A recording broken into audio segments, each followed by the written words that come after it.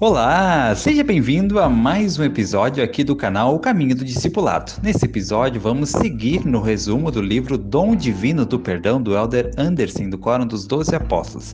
Lembrando que já temos um episódio disponível no canal com a primeira parte do resumo desse livro e essa é a segunda parte. Teremos ainda outras partes para fazer o resumo desse livro tão especial, Dom Divino do Perdão. Um livro maravilhoso. Eu estou trazendo apenas o resumo do livro em formato de audiobook para que você possa então ou conhecer o livro ou relembrar se você já estudou esse livro.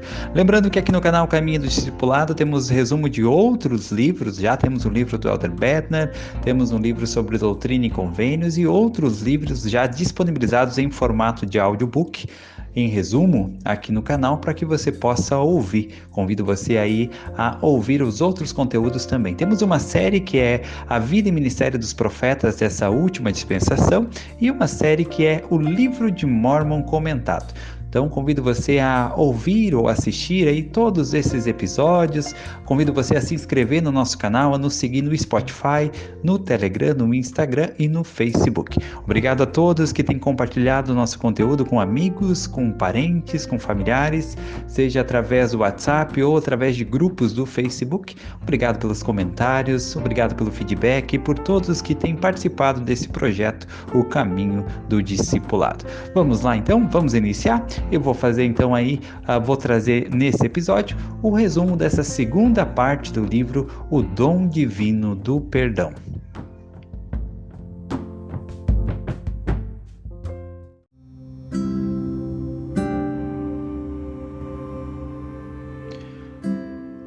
Capítulo 4. Um poderoso exemplo das Escrituras. Quando necessitamos de coragem adicional para nos ajudar em um desafio particularmente assustador, nos lembramos de pessoas nas Escrituras que enfrentaram e venceram obstáculos semelhantes aos nossos ou até maiores. A fé, a coragem, a força e a determinação daqueles a quem admiramos podem cimentar nossa própria resolução e dar-nos ânimo ao encararmos nossas próprias montanhas escarpadas. Um exemplo no livro de Mórmon é o desafio de Nefe para construir um navio que fosse suficientemente grande e resistente para atravessar as grandes águas. Ele enfrentou a oposição. Enquanto meus irmãos viram que eu estava prestes a construir um navio, começaram a murmurar contra mim, dizendo: "Nosso irmão é um tolo, pois pensa que poderá construir um navio. Sim, e pensa também que poderá atravessar estas grandes águas." A fim de fortalecer sua própria coragem e convencer seus irmãos de que poderiam fazê-lo com a ajuda do Senhor, Nefe falou energicamente a respeito dos filhos de Israel, dos egípcios, de Moisés, do Mar Vermelho e da terra seca. Ele concluiu dizendo: "Se Deus me tivesse ordenado que fizesse todas as coisas, poderia fazê-las. Se Ele me ordenasse que dissesse a esta água, converte-te em terra, ela se converteria. Se eu dissesse, assim seria feito. Ora, se o Senhor possui tão grande poder e fez tantos milagres entre os filhos dos homens, por que não pode ensinar-me a construir um navio?" As Escrituras encerram belos exemplos da força e coragem interior dos que tinham fé para se arrependerem, para virem a Cristo e para serem perdoados de seus pecados. No livro de Alma encontramos um exemplo extraordinário de milhares de pessoas que desejavam se arrepender do notável sacrifício que fizeram na busca do perdão e da poderosa mudança de coração que nunca fraquejou até o fim de sua vida. Esses acontecimentos transcorreram no continente americano no século que antecedeu a vinda de Jesus Cristo. O nascimento milagroso do Salvador ainda não havia acontecido e não ocorreria por mais 3/4 de século. Mas ainda assim, essas pessoas ouviram a verdade e acreditaram que ele certamente viria e que sua expiação e redenção iriam suceder. Sua primeira vinda não seria algo do passado, ao contrário do que é para nós, existindo consenso entre muitas religiões de nossos dias de que ele veio de fato à Terra e que seu sofrimento, morte e ressurreição aconteceram, conforme profetizados nas Sagradas Escrituras. Essa é a história de um povo que tinha a convicção de que em um dia futuro ele viria, sofreria, morreria e ressuscitaria. Isso torna sua fé e arrependimento ainda mais impressionantes. O rei dos Lamanitas e de forma impressionante, com toda a sua casa, haviam se convertidos aos ensinamentos desse Salvador e Redentor Jesus Cristo, que viria à terra. O rei acreditou de tal forma que enviou uma proclamação, um decreto a todo o povo, de que se permitisse que Amon e seus irmãos ensinassem a palavra de Deus às pessoas. O rei veio a saber que suas tradições de matança, pilhagem, roubo, adultério e todo tipo de iniquidade eram repugnantes, erradas e que ele queria que seu povo tivesse a oportunidade de saber sobre isso por si próprio. Amon e outros que haviam sido consagrados para ensinar a palavra de Deus começaram a ver a mudança no coração das pessoas. Isso não sucedeu apenas devido à pregação de Amon, mas mediante a revelação, a profecia e o poder de Deus que fazia milagres por meio deles. Esse é um princípio muito importante. Sem o poder de Deus a operar milagres em nossa vida, o mero fato de examinarmos uma lista de coisas que praticamos e das quais devemos nos arrepender ou perguntarmos ao bispo o que devemos fazer para endireitar nossa vida, dificilmente poderá ter o poder de resistência para nos suster no compromisso contínuo de guardar os mandamentos de Deus. Algo milagroso aconteceu a milhares de pessoas do povo do rei. A Escritura diz: todos o do povo que acreditaram em suas pregações e foram convertidos ao Senhor nunca apostataram. Há momentos em nossa vida em que ouvimos algo que parece correto em nosso coração e que faz sentido em nossa mente e o aceitamos. Porém, chegam tempos difíceis e não estamos sentados no templo, em uma reunião sacramental ou assistindo a conferência geral e nos distanciamos daquilo que tínhamos abraçado e nos falta a determinação e a fé para permanecer firmes. Há uma diferença muito importante em relação ao povo do rei que se regozijou com a mensagem de Amon sobre um Salvador e Redentor. Ela diz que eles foram convertidos ao Senhor. Eles não se converteram a Amon, que havia salvado os servos do rei com sua força e que ao mesmo tempo servia humildemente a um outro rei ao qual ainda não havia conhecido. Eles foram convertidos ao Senhor, o Deus dos céus e da terra, e isso fez toda a diferença. Pelo fato de que foram convertidos ao Senhor, eles nunca apostataram. Essa é uma declaração extraordinária, porque os aguardavam momentos terrivelmente difíceis.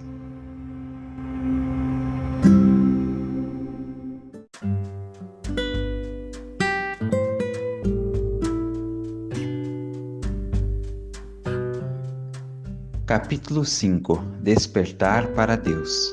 Você consegue lembrar da última vez em que esteve em sono profundo e de repente, sem aviso prévio, num instante se encontrou completamente desperto? Recentemente, no meio da noite, enquanto dormíamos profundamente, o alarme de nossa casa começou a soar de forma estridente. Fomos despertados instantaneamente e imediatamente consideramos as possibilidades. Alguém estaria tentando entrar por uma janela do porão? O vento teria desligado o sensor de alarme da porta? Como eu poderia assegurar-me de que as pessoas na casa estavam seguras? Não surpreende o fato de que meus primeiros pensamentos não tenham incluído a ideia de simplesmente desligar o alarme e voltar ao meu sono. As Escrituras usam essa experiência comum de despertar de um sono para simbolizar o despertar espiritual necessário para reconhecermos nossa herança divina, os propósitos de nossa vida, nossa necessidade de comunicarmos com o Pai Celestial e o indescritível dom de um Salvador para nos ajudar a voltar para casa. Às vezes, esse despertar para Deus vem com um forte alarme quando menos o esperamos, despertando-nos para a conscientização de que um intruso espiritual pode nos causar dano ou tirar de nós as coisas que nos são mais preciosas. Em outros momentos, é um despertar mais suave, suave como se fosse o sol entrando pela janela do quarto. Não tão estridente quanto um alarme, mas um despertar mesmo assim real e necessário. Eles despertaram para Deus, eis que estavam em meio à escuridão, quando suas almas foram iluminadas pela luz da palavra eterna. Esse relato de despertar espiritual virá a cada filho e filha de Deus por nossa própria escolha aqui na terra ou após esta vida, quando o despertar já não puder mais ser adiado. Os profetas sempre convidam os filhos de Deus a despertarem para Ele. O Salvador ensinou: amarás, pois, o Senhor teu Deus de todo o teu coração, de toda a tua alma e de todo o teu entendimento, e de todas as tuas forças. O apóstolo Paulo gentilmente conclamou àqueles cujos olhos estavam figurativamente fechados, dizendo: desperta tu que dormes, e Cristo te iluminará. As palavras de reflexão pessoal de Nefe são um poderoso lembrete da necessidade do arrependimento diário, mesmo para os justos, quando ele falou: desperta minha alma, não te deixes abater pelo pecado. Para aqueles que escolhem adiar o seu despertar, o rei Benjamim advertiu do alarme eterno da justiça divina, falando: se tal homem permanece e morre inimigo de Deus, as exigências da divina justiça despertam-lhe a alma imortal para um vivo sentimento de sua própria culpa, que o leva a recuar diante da presença do Senhor e enche-lhe o peito de culpa e dor e angústia. Onde quer que estejamos em nosso caminho do discipulado, devemos abrir nossos olhos e despertar mais plenamente para Deus. O presidente Russell M. Nelson disse: quando você começa a captar, mesmo que seja apenas um vislumbre de como o seu Pai Celestial o vê e daquilo que ele confia que você possa fazer por ele, sua vida nunca mais será a mesma.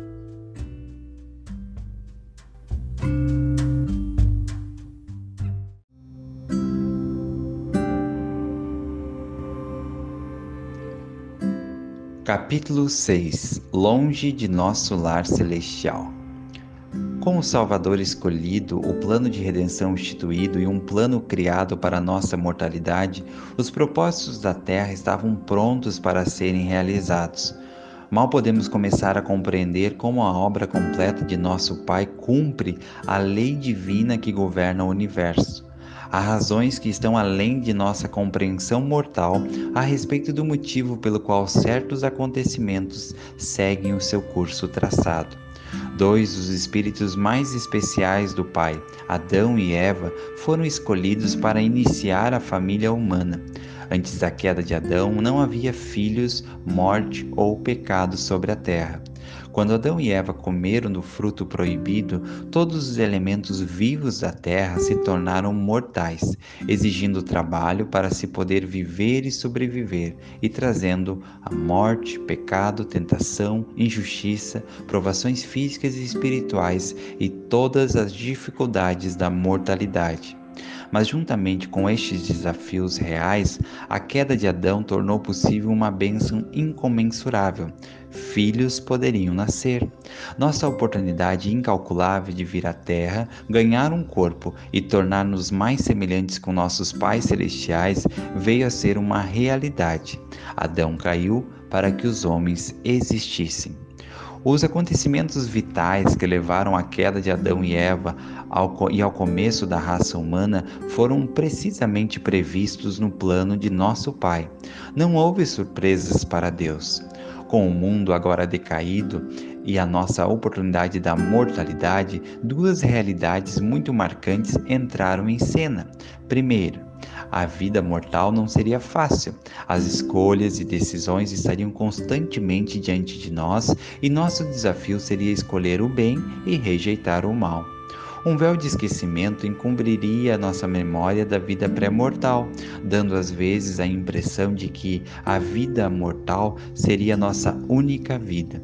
Foi-nos prometido que o Espírito de Cristo seria concedido a todos os homens, para que eles pudessem distinguir o bem do mal, e que os homens seriam ensinados suficientemente para distinguirem o bem do mal. A sobrevivência demandaria desejo, esforço e trabalho. Viveríamos em um mundo de decepções, desastres naturais, acidentes, enfermidade, dor e morte. Sofreríamos injustiça, traição e os efeitos das ações de homens e mulheres iníquos. Nossa dor não seria apenas física, mas também espiritual.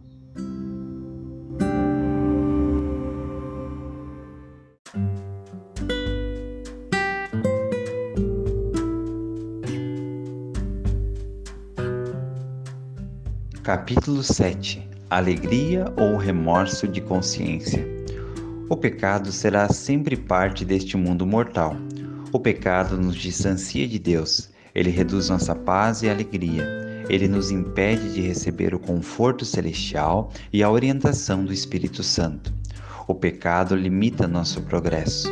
No final, se nos acostumarmos ao pecado e não buscarmos o alívio por meio do nosso Salvador e Redentor, nos encontraremos impossibilitados de viver com Deus e seu amado Filho do outro lado do véu, pois nada que é impuro pode habitar com Deus. O pecado faz parte da vida e de cada um de nós. Deus falou com Adão a respeito do papel do pecado num plano de redenção. Ele disse: visto que teus filhos são concebidos em pecado, quando eles começarem a crescer, concebe-se o pecado em seu coração, e eles provam o amargo para saber apreciar o bom. O Senhor então explicou uma das lições básicas a serem aprendidas na mortalidade, dizendo: e a eles é dado distinguir o bem do mal, de modo que são seus próprios árbitros. Por fim, o Senhor instruiu Adão que ele deveria ensinar seus filhos que existia um caminho, por meio da misericórdia de seu amado Filho, para o retorno à presença de Deus. Ele disse: portanto, ensina a teus filhos que todos os homens, em todos os lugares, devem arrepender-se, ou de maneira alguma herdarão o reino de Deus, porque nenhuma coisa impura pode ali habitar, ou habitar em sua presença, pois homem de santidade é seu nome, e o nome de seu unigênito é Filho do Homem, sim, Jesus Cristo.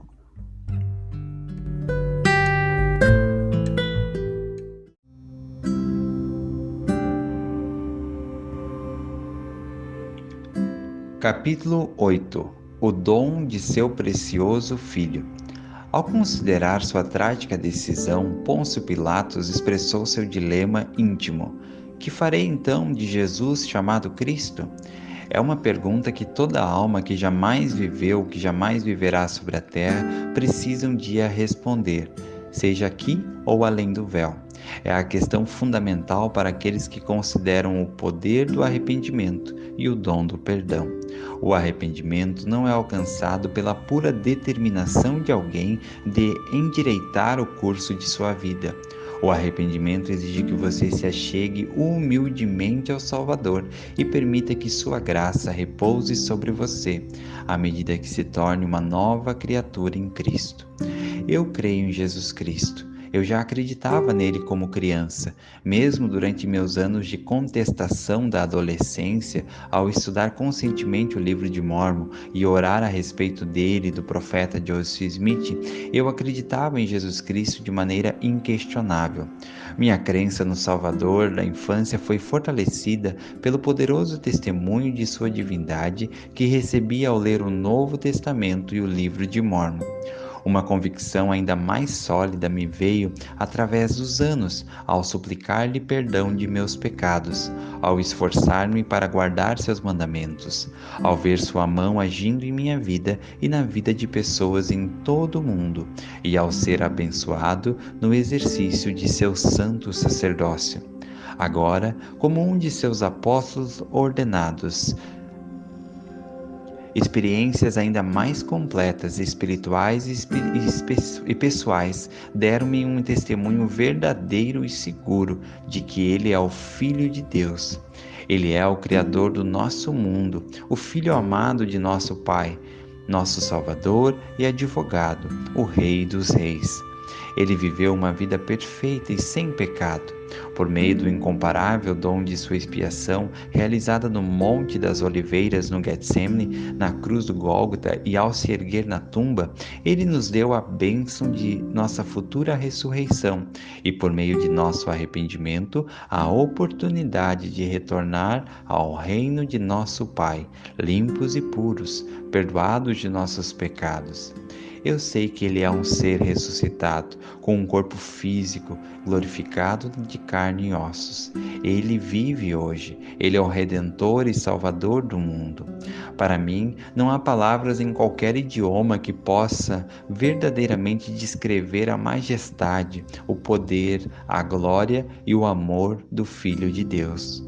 Nosso conhecimento a respeito dele começa com sua declaração ao seu Pai no mundo pré-mortal, falando: Eis-me aqui, envia-me, e seja a tua glória para sempre.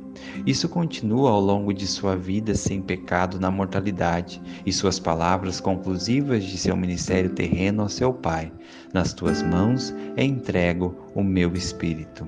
E isso antecipa o seu glorioso retorno, quando ele virá nas nuvens do céu, revestido de poder e grande glória, com todos os santos anjos.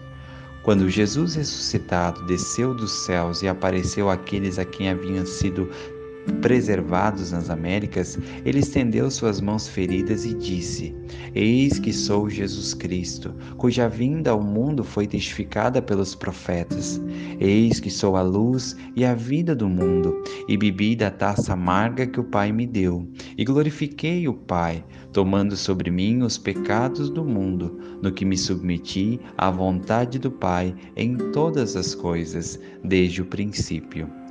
Com amor, o Salvador convidou cada homem, mulher e criança para que se adiantasse um a um e tocasse pessoalmente as feridas da lança em seu lado e as marcas dos cravos em suas mãos e pés.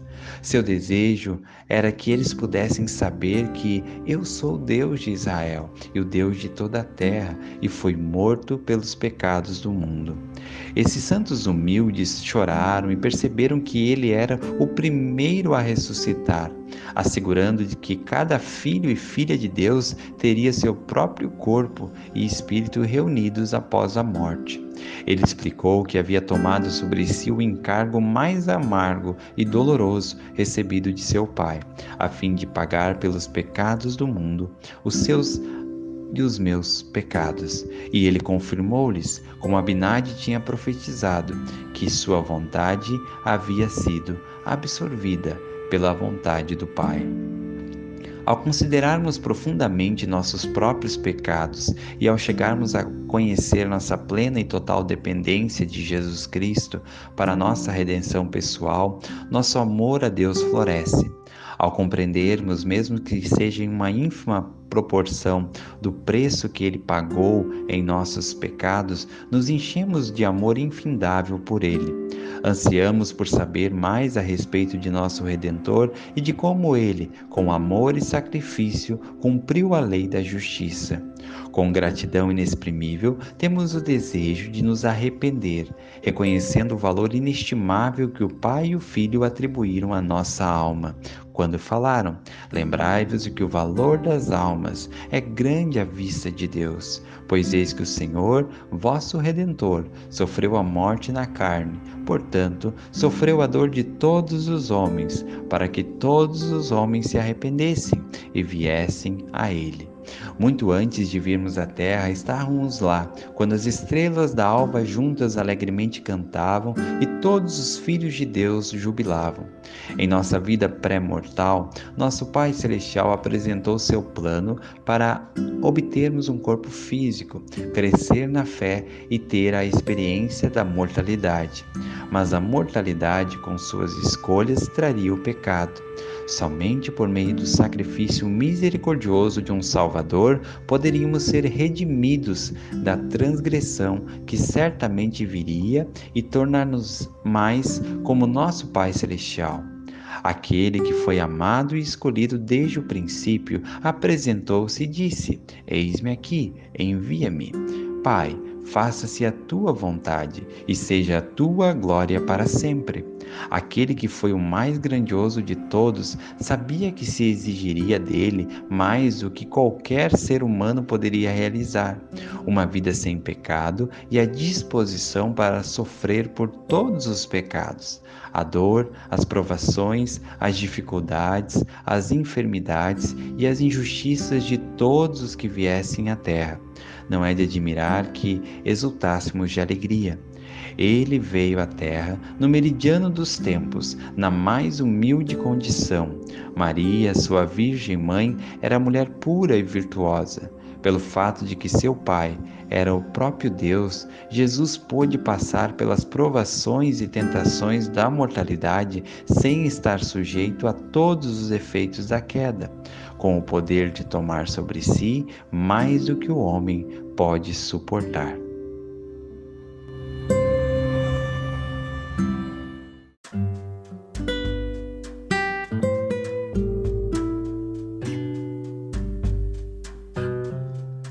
Capítulo 9. Primeiro a fé, depois o arrependimento. Quando frequentava o seminário durante o ensino médio, tive uma amiga que sentava na fileira ao meu lado. Ela era inteligente, gentil e tinha uma personalidade cordial. Raramente nos encontrávamos fora do seminário. Durante meu último ano na escola secundária, pudemos conhecer-nos melhor na classe do seminário e conversar sobre muitas coisas que eram significativas para nós. Minha amiga aparentava ter o desejo de fazer o que era certo e de guardar os mandamentos, mas ao mesmo tempo encontrava dificuldade em ser consistentemente obediente aos mandamentos.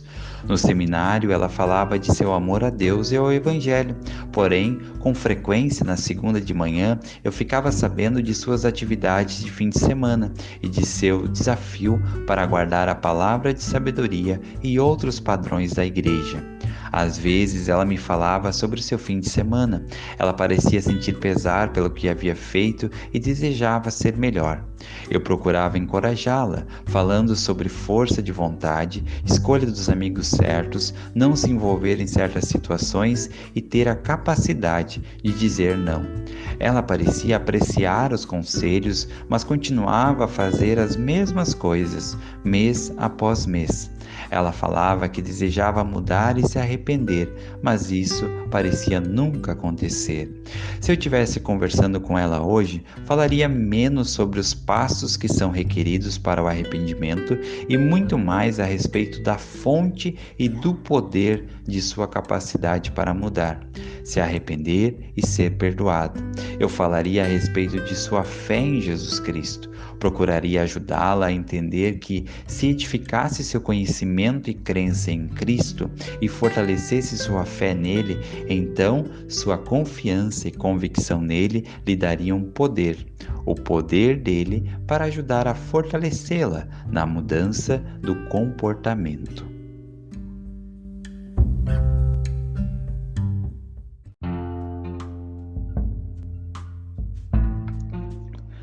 E chegamos ao final desse episódio, que é um resumo da segunda parte do livro Dom Divino do Perdão, do Elder Anderson. Espero que você tenha gostado, consiga tirar lições importantes para poder aplicar na sua vida. Muito obrigado por ter me acompanhado até esse momento. Obrigado por você que está acompanhando todos os conteúdos aqui do canal O Caminho do Discipulado. Foi muito bom ter você comigo aqui, mais uma vez. Obrigado pela sua companhia, obrigado por sempre estar acompanhando o nosso conteúdo. É muito bom fazer companhia para você aonde você estiver, esteja você aí na sua casa, no seu trabalho, na academia, correndo, caminhando, se exercitando, lavando a louça, limpando o carro, viajando. Muito obrigado por me permitir fazer companhia para você mais uma vez, tá ok? Então vamos chegar agora ao final desse episódio. Eu queria, antes de terminar, agradecer a todos que têm se inscrito no nosso canal. Já chegamos a 600 inscritos no canal Caminho do Discipulado. Muito obrigado, e caso você ainda não tenha se inscrito, convido você a se inscrever no nosso canal para poder acompanhar todos os conteúdos e estar sempre sabendo quando tiver novos vídeos, novos lançamentos, lançamentos, novas séries, novos episódios, você vai poder também acompanhar, tá ok? Seja feliz, desejo tudo de bom na sua vida e lembre-se sempre, Jesus Cristo é o caminho do discipulado.